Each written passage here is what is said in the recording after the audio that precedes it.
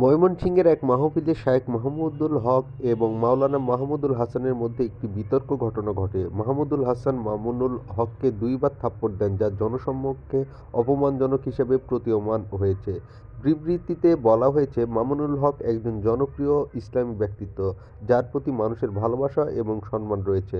মাহমুদুল হাসানের এই আচরণ অনেকের কাছে অন্যায় এবং অগ্রহণযোগ্য বলে মনে হয়েছে। ইসলামী আন্দোলনের কিছু কর্মী এই ঘটনাকে ট্রোল করেছে, যা দুঃখজনক।